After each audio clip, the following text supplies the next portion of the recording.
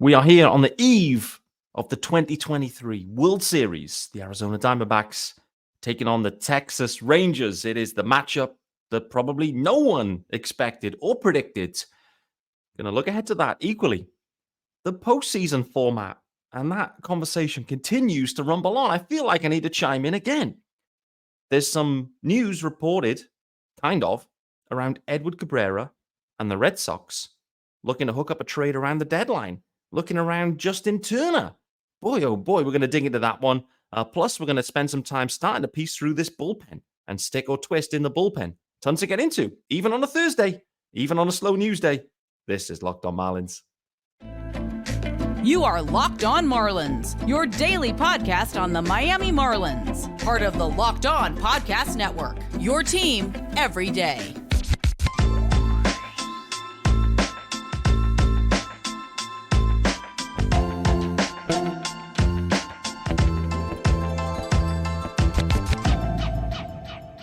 Greetings from England. Welcome to Locked On Marlins. This is your daily Marlins podcast. I am your host, Peter Pratt. Hit me up, of course, on X, formerly known as Twitter, at Miami Marlins _UK. If you're listening to the pod, of course, hit subscribe. This is your team every day. Thanks for making Locked On Marlins your first listen. I know this is part of everyone's daily routine now. I appreciate you guys, and I appreciate all the love shown, particularly on the YouTube comments. There's been a few Twitter interactions and engagements too. A lot of people calling out the effort I put into this show. I appreciate you guys. I appreciate everyone tuning in. I do this for you. I do this for you guys. Sometimes it's a bit of therapy where I just like to talk it out. But right now, this is for you guys, just to help you get through the postseason. Start thinking about what moves the Marlins should be doing. We'll speculate on everything, of course, because we've got plenty of time. Don't forget, guys, there is a YouTube channel, of course, though. Make sure you hit subscribe there. Also on YouTube. For those wondering again why this is another late drop, it's a late drop because I had another tennis match. Did I say that yesterday? I played tennis yesterday and I got absolutely spanked, full spanked. However, today the tables were turned, baby. I'm recording this just at 10 past 11 p.m. Having just returned from another match, back-to-back days, shoulders feeling a bit sore. I'm not gonna lie, but I gave him an absolute spanking. 6-1, 6-love. He goes down. That is exactly the same score that I went down yesterday. So. A different day, different outcome, right? He was a different player, by the way, and he was nowhere near as good as the guy I played yesterday. But anyway, enough of my tennis activities, etc. What I would say is it is a hard game. I know they say baseball's hard, and baseball is hard, but tennis is really hard too. It's really hard, and it's hard on the body. My shoulder is absolutely aching here. I can feel my elbow aching. They're all signs that I have a terrible technique.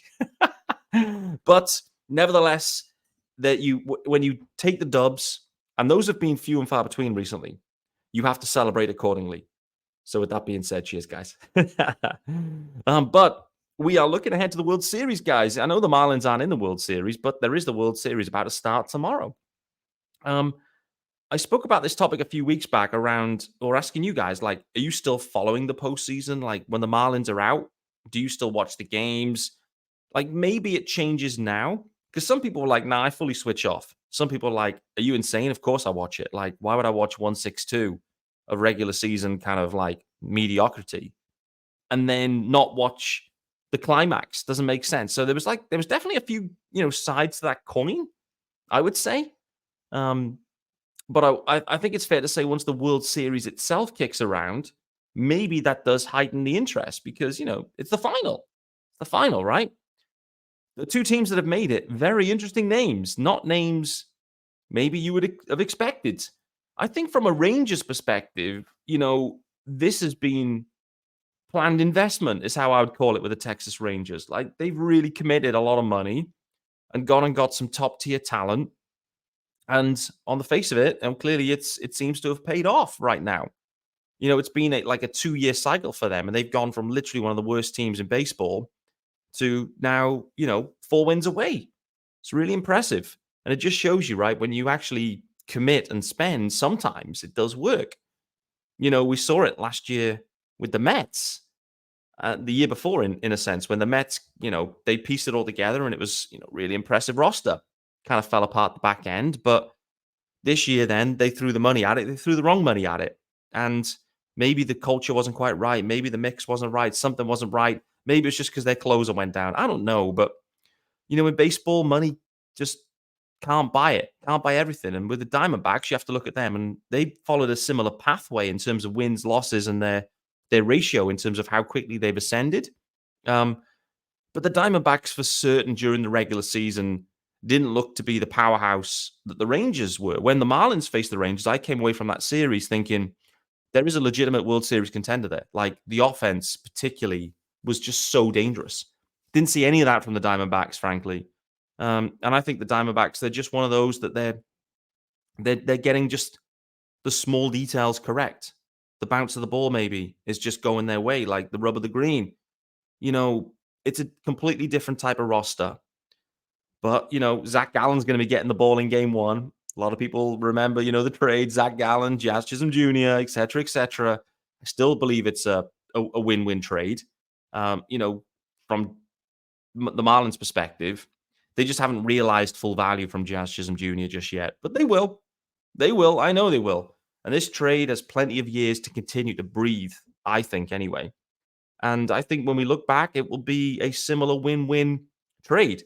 Similar in some ways to how Pablito and Luis Arias was. The thing is with those two guys, they were much more advanced in their careers, right? Like, they're both arbitration, guys. They're much further down the line. Arias had just come off the batting title in the AL. Pablito had his best year. Jazz and Gallen was effectively a prospect swap. And so there's going to be bumps along the way. There's going to be like ebbs and flows with their careers. But I think when they reach that, year 2 of ARB, year 3 of ARB, like, I think we'll look back and think it was still a win-win. Still a win-win for the Fish and for the Diamondbacks. But enough of that. I'm segueing off already. But, I'm interested to hear what you guys, whether the watching habits continue to flick around. But they should. Like, they should be switched around. And there's going to be some fun storylines there. It's not the powerhouse teams. And from a US perspective, like, it's hard to gauge the pulse here in the UK, right? Like, that's one of the things. I can't tell the pulse of how people feel about this World Series matchup.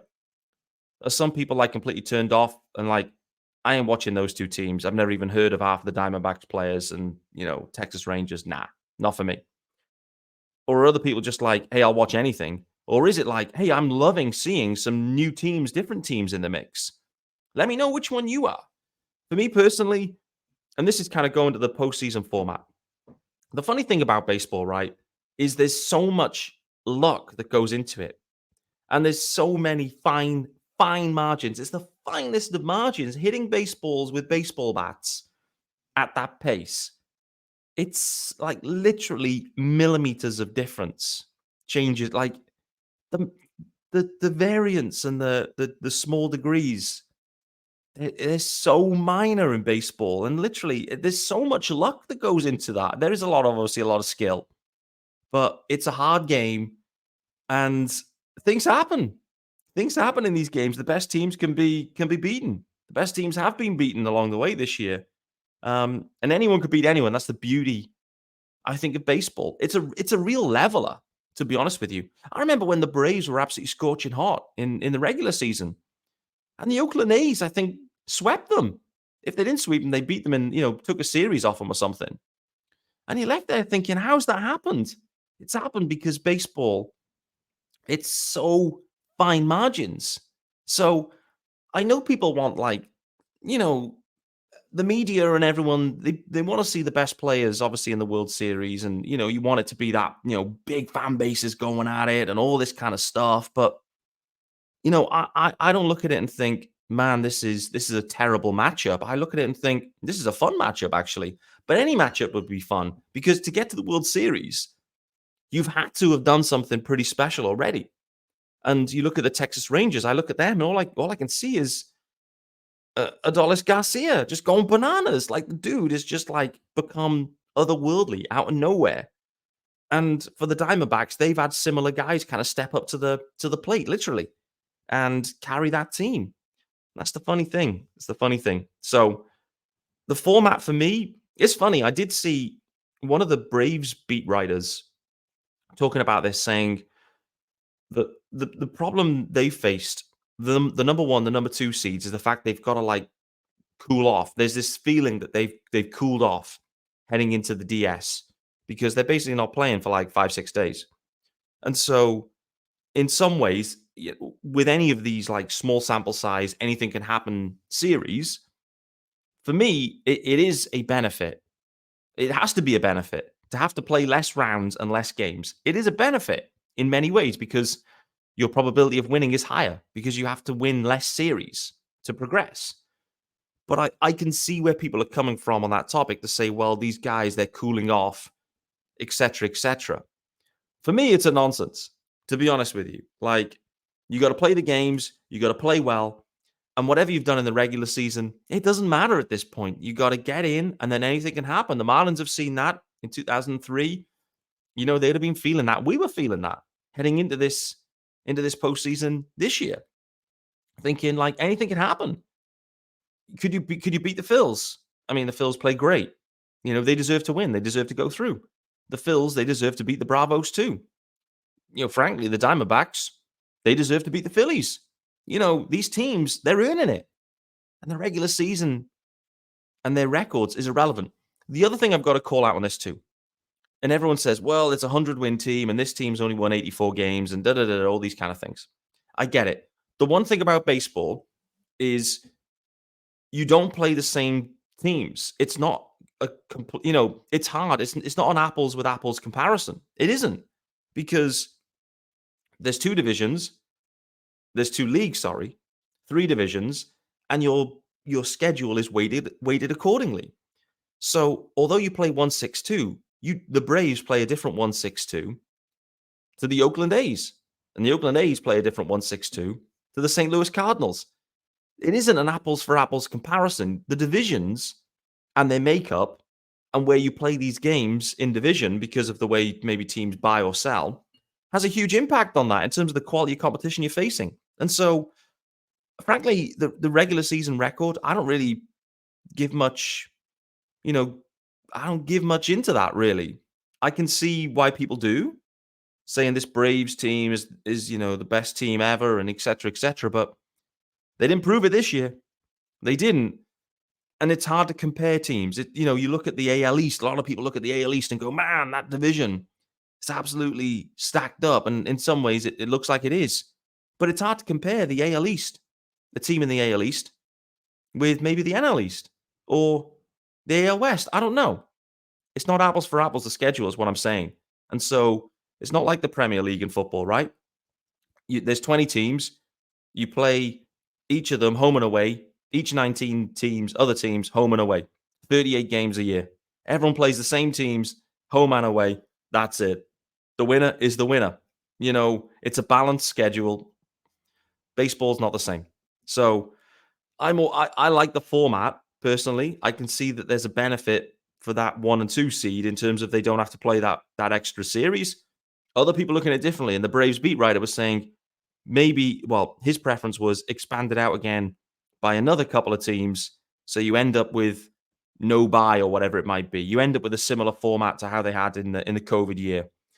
And I have to say on that topic, that first day when all the teams were playing, there was like, 8 matchups going off, like hour after hour after hour, all staggered. It was a glorious day of baseball. So many fan bases involved. It was great. A lot of people will say, well, you know, what does that mean for the regular season? The regular season doesn't mean anything anyway, guys. There's a postseason tournament that happens now. And so saying that, you know, the regular season doesn't matter, it is what it is, guys. The way I try to summarize it is everyone wants a roto league, but it's impossible. I'm putting this into fantasy perspectives. It's impossible because you either have just a true winner based on record, and that's it, or you have a tournament. You can't have both. You can't have roto and then go head-to-head points. It's just not the way it works. So you just got to embrace this, guys. It's fun. Surprises are fun. People root for the underdogs. There will be no other fan bases clamoring to say, man, I wish the Braves had got through. I can't believe they had that bye. No one will be crying for the Braves. Not one other fan base will be crying for the Braves. They didn't handle their business. and they got bounced. The Phillies deserved it. I've run on that first segment, so this episode may end up going off on a slightly different tangent. But before we do that, let's do our first ad of the day, which is behind schedule, by the way, so I'll be shouted out for that. But nevertheless, guys, how does free Thanksgiving sound? This year, Ibotta is here to give you cash back and help make sure your Thanksgiving table is complete. Because who wants turkey without the gravy? Turkey is great, but we all know the best part of Thanksgiving dinner is the sides. With Ibotta, you can make sure you get the whole family's favorite side dishes and the turkey, all while getting yourself cash back. Starting November 1st, for the fourth year in a row, Ibotta is giving 100% cash back on your Thanksgiving feast. Just add the offers in the app to redeem for everything you need to make your Thanksgiving feast complete. All you have to do is shop at your favorite retailers and upload your receipt. Ibotta gives you cash back on hundreds of grocery items, from produce to personal care to pantry goods, so you can make sure you're beating inflation no matter what you're purchasing. Sounds amazing to me. Other apps give you points that don't amount to much. With Ibotta, you get real cash back that you can cash out to your bank account, PayPal, or gift cards. You can also earn cash back on hundreds of online brands and retailers too when you start with Ibotta, including Lowe's, Macy's, Sephora, Best Buy, and more. Download the Ibotta app now and use the code MLB to get 100% cash back on your Thanksgiving dinner starting November 1st. Just go to the App Store or Google Play Store, download the free Ibotta app, and use the code MLB. Ibotta is IBOTTA. That's Ibotta in the Google Play or App Store, and use that code MLB. All right, guys, you're back here with me, Peter Pratt, on Thursday, the 26th of October. I've had a rant. I've had a ramble talking about the World Series and the postseason format. I like the format. I can see them changing it. I can see them expanding it. I can see where people are coming from. Those first two seeds, are they getting cold? Would they prefer to play another game? Love to hear what you think. For those teams that are involved, would you prefer to play a wild card game and have a 3-game series? Would you? Would you really? Would that really be a benefit to you? Or could you potentially prepare differently or just play better? There's the question. World Series about to kick off. Diamondbacks, Rangers. To me, it's a fun one. It's different. Hasn't got any of the big juggernaut teams in there. But the Texas Rangers, they built that roster. They financially engineered that one. They've built the roster. The Diamondbacks have gone about it differently. But they both deserve to be there, and they've been playing some top quality baseball. Let's flick it over to the Marlins. Something that caught my eye on Twitter the other day. It was an article. I think it was an article, but it was talking about a potential trade that didn't happen that involved the Marlins at the deadline. This specifically was with the Red Sox. If you remember, the Marlins were in on Justin Turner in the offseason. They couldn't convince him to come for whatever reason. I don't think it was financial. I just think he preferred to go to Boston. Maybe saw the opportunity or the environment to be better suited to him. Fair enough. The Marlins liked him, though. They thought he could play a role. They thought he could maybe play at third, but probably at first, maybe DH. Not exactly sure where they were thinking on that one. Nevertheless, the conversation and the article suggests that the Marlins were in at the deadline trying to acquire Justin Turner, and the package put forward included wasn't just solely Edward Cabrera. It was Edward Cabrera plus for Justin Turner, by all accounts. I'd love to know how real that was. I don't know. So this is the second time we've heard Edward Cabrera's name come up in trade conversations with what would seem to be underwhelming packages in some ways, on the face of it. And I've spoken about Edward Cabrera in plenty of depth, in the couple of years I've been doing this. In our eyes, in the Marlins fans' eyes, Edward Cabrera was like built up to be Sandy 2.0. That's kind of what we expected. And I think we still hold Eddie in such a high regard, maybe higher regards than the reality is. However, with Eddie Cabrera, what I would say is you look at everything there as a package. And for me, it looks still like minor adjustments could make a huge impact with Eddie Cabrera. And frankly, with Sandy Alcantara going down this year, Eddie, as he did anyway at the back end of the year, was asked to step up. He's going to be asked to step up again, big time. I did think before that Sandy news, having, heard in the last offseason, it was clear that Skip Schumacher was, not happy with Eddie Cabrera. He was sent down to go and work on his stuff. I did think, to be honest with you, that I thought he'd be moved this offseason as they look to go and acquire another bat, wherever that may be, depending on the needs they have. I think with Sandy going down, that perhaps maybe changes things. And so I'm interested to see, particularly if indeed the value placed on Eddie seemingly isn't as high as maybe we would expect it to be. Thus, you maybe then think, can we continue to work with Eddie and continue to try to get, the best out of him? Mel Stottlemyre is around. I trust Mel over anyone. We're going to see what kind of job Mel can do with Ryan Weathers this offseason. It's very Jesus Luzardo 2.0. Ryan Weathers finished the year well against a depleted Pirates team, but nevertheless, it was an encouraging finale for Weathers. He's going to be given every opportunity to make the rotation in 24, no doubt. And so for me, this was just surprising, and it was just a bit of a reality check, I think, where the Marlins have clearly been open to moving Edward Cabrera. Again, Sandy Alcantara at this point was not down, and so maybe that changes things. But they have been willing to move Eddie. And the price, the return, for me in both occasions has been underwhelming. Are Marlins fans overvaluing Edward Cabrera and his trade value potentially in the market?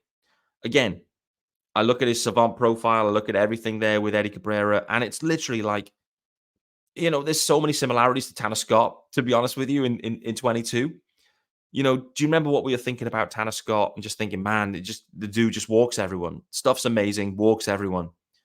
The Marlins fixed him.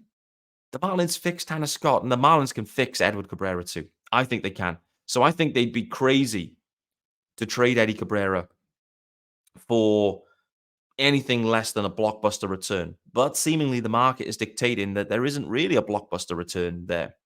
And frankly, right now, the Marlins, they still need Eddie Cabrera big time. They've got Jesus Luzardo. You've obviously got Yuri Perez, Braxy Garrett. You're going to need Eddie. I think Ryan Weathers is going to be given an opportunity. Max Meyer will be, they'll try to work him back.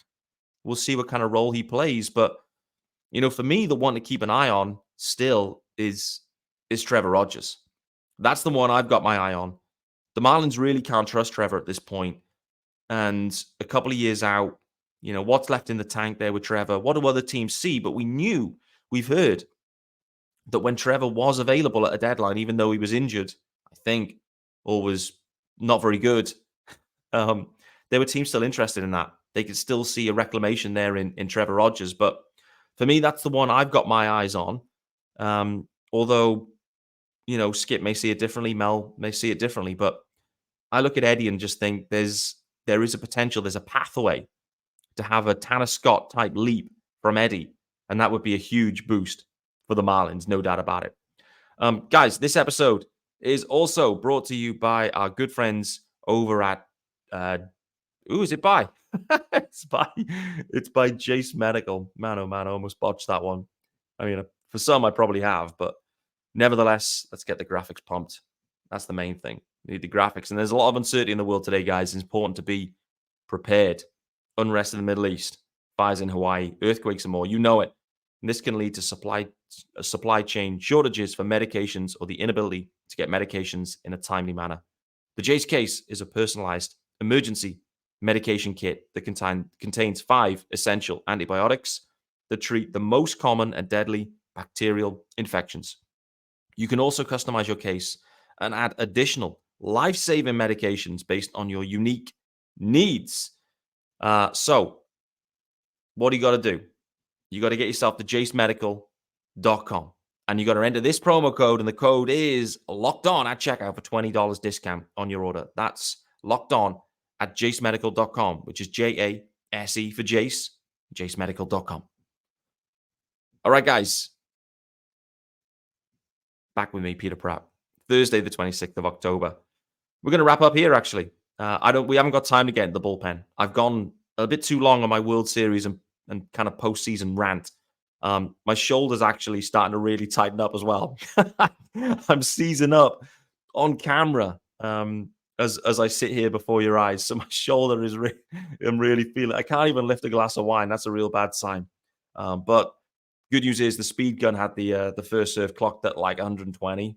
I don't know if that's miles per hour or kilometers per hour, or I don't even know what metric it was, but I don't care.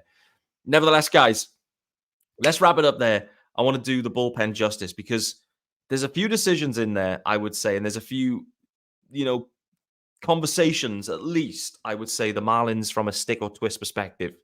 For me, the guy that I've got my eye on most closely, if indeed that's proper English, is Stephen Okert. Stephen Okert, the back end of the year, felt like he really fell away. And the Marlins are absolutely inundated with left-handed relief pitching. I think they need to readdress the mix. And I think something has got to give. And I think that something could be Stephen Okert. There may be other guys, but we'll talk about that on next episode, which is tomorrow, because there is going to be a Friday episode. So I look forward to seeing you then, guys. See you soon.